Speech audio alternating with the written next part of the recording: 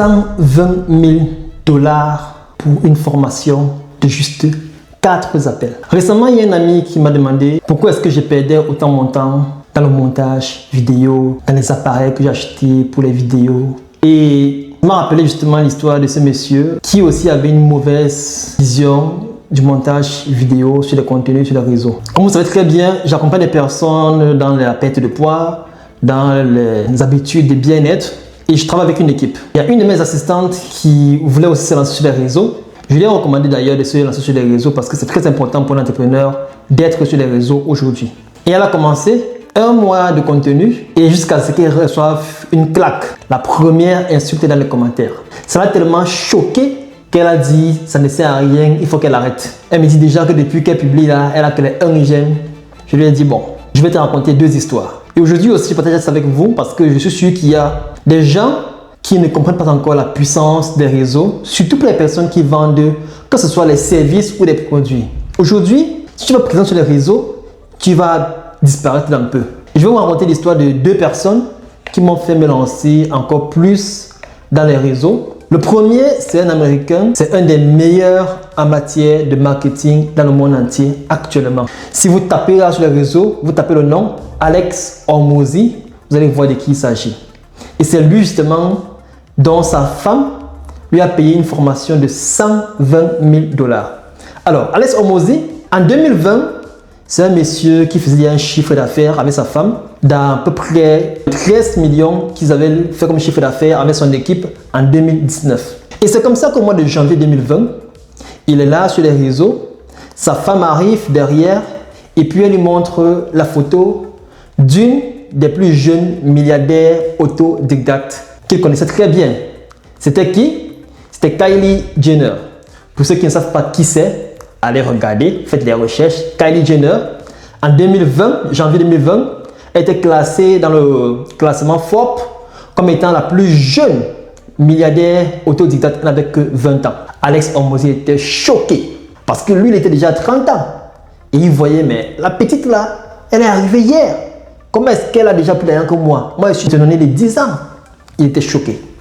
Après, il s'est dit, bon, c'est parce qu'elle est de la famille Kardashian, sa famille, tout ça. Et puis, il a laissé tomber. Son ego a dit non, ce n'est rien du tout. Surtout que le gars se disait que bon, lui, il était bon en affaires, puisqu'il a fait 13 millions. C'est 13 millions de $, pas de francs CFA. Et alors, c'est comme ça qu'il a laissé passer. Quelques mois plus tard, sa femme revient encore avec une autre information. Une amie qu'ils avaient en commun, qui était dans la beauté, le maquillage, elle s'appelait Ouda. Et justement, cette dernière avait valorisé son entreprise à près d'1 milliard de $. Le gars dit quoi? Encore? Après, il a dit non, elle est dans le domaine de la beauté, c'est normal, il y a des gens qui aiment seulement tout ce qui est beauté, lui fait ce qui est sérieux, les gens n'aiment pas ça. Encore une excuse. 6 mois plus tard, il tombe sur une personne qui était justement dans le même domaine que lui, ou alors son idole du moins, qui était qui? Johnson Dwayne, plus connu sous le nom de D-Rock. On a montré comment D-Rock était devenu aussi milliardaire. Le gars dit merde, tout le monde devient milliardaire sauf moi. Alors que j'ai fait des millions et des millions dans les affaires avec toute mon équipe. Il a commencé à dire mais c'est quoi cette situation-là? Peut-être qu'il faut aussi que moi je mette sur les réseaux. Après il a encore dit non, c'est pas moi, c'est pas ma chose. Ce sont les gens qui se distraient sur les réseaux sociaux. Et c'est comme ça qu'un jour il était avec sa femme, ils sont partis voir un ami, ils étaient en train de manger. Et c'était un ami qui était célèbre, qui était présent sur les réseaux sociaux justement. Et justement, pendant qu'il mangeait, il a demandé à son ami en question que dis-moi, chaque fois tu reçois des messages des personnes qui t'insultent, des commentaires, j'ai vu des commentaires dernièrement, qui t'insultent, de te promettre même de la mort. Est-ce qu'avec ça, tu es toujours content d'être devenu aussi célèbre? Et c'est là que ce dernier lui a dit quelque chose qui l'a complètement bouleversé. Ce dernier lui a dit, si je dois continuer à faire ce que je dois faire et que des inconnus viennent me menacer, si le prix à payer pour que je continue à avoir l'impact sur la vie des milliers de personnes comme j'ai, je vais continuer à payer ce prix-là chaque jour s'il le faut. Et c'est là que ça l'a pris, il a pris ça comme un choc. Parce que lui, quand il disait ça, c'était pour décourager un peu son ami, quoi. Et c'est là qu'il s'est dit, moi, depuis très longtemps, je cherche à avoir de l'impact. Et voilà, mon ego m'avait fait perdre la réelle valeur de la création d'une audience. Et son ami en question lui a fait comprendre que la plus grande force dans les affaires, c'est de créer une audience massive. Et c'est là qu'il a changé.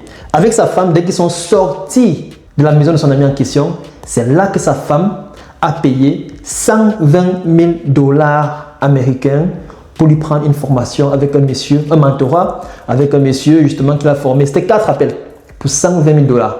Bon, après, quand tu fais un chiffre d'affaires de 13 millions, 120 000 dollars, ce n'est pas grand-chose. Hein? Alors, ça c'était Alex Hormozi. Ça c'est en Amérique. Je reviens sur le contexte africain. Mon ami Karamo. Je crois que vous connaissez très bien qui est Karamo. Je me rappelle en 2020-2021, quand je le voyais ces vidéos, je me disais non, ce petit là est intéressant, mais bon, c'était rien de plus que ça. Mais si vous partez aujourd'hui, vous tapez Karamo, sa chaîne, regardez-moi l'impact qu'il a aujourd'hui, 4 ans après. Il a un impact énorme. Et c'est lui qui nous suit justement pour nous accompagner parce que quand tu veux prendre une formation bien mentorat, va prendre à la personne qui fait ce qu'il dit. Tu vois un peu? Donc c'est pourquoi nous avons pris une formation et un mentorat avec lui.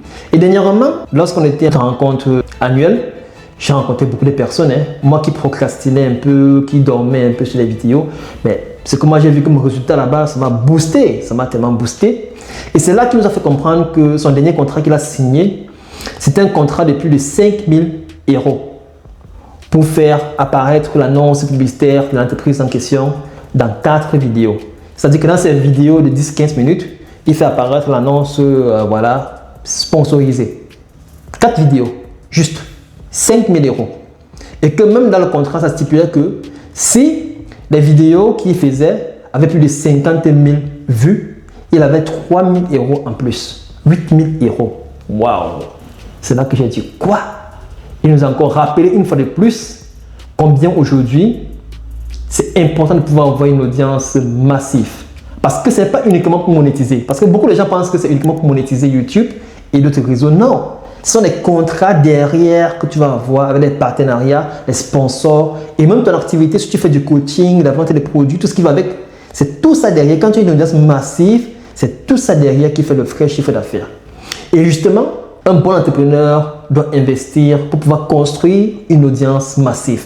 Parce que c'est l'audience massive qui est le levier pour pouvoir exploser les chiffres. Mais pour ça, il faut 2 éléments très cruciaux. La patience et la résilience. Donc voilà, je vais partager avec vous ça parce que je sais qu'il y a sûrement beaucoup de personnes, même dans la formation que nous suivons, il y a beaucoup de personnes qui procrastinent. Et j'ai voulu partager ça avec beaucoup de personnes qui créent des contenus pour les encourager parce que moi-même j'étais un peu découragé à un moment donné. Mais je crois qu'avec ces 2 histoires, il y a beaucoup de personnes, hein, si je veux que citer des personnes qui sont sur YouTube et que derrière ça, ils ont des formations qu'ils vendent, ils ont des coachings qui font de plus en plus. C'est tellement magnifique. Donc aujourd'hui, on est dans l'ère du digital, on est dans l'ère de l'information. Le contenu, ce n'est pas uniquement pour animer la galerie, non. Le contenu, c'est justement pour se faire voir et pouvoir créer une audience massive qui sera la clé pour le levier afin que ton business puisse exploser. J'espère que tu as aimé. Si toi aussi tu crées du contenu, dis-moi si tu as déjà reçu aussi une insulte comme mon ami en question. Moi j'en ai tellement reçu. Hein. Il y a quelqu'un qui m'a dit un jour que je ne suis même pas médecin.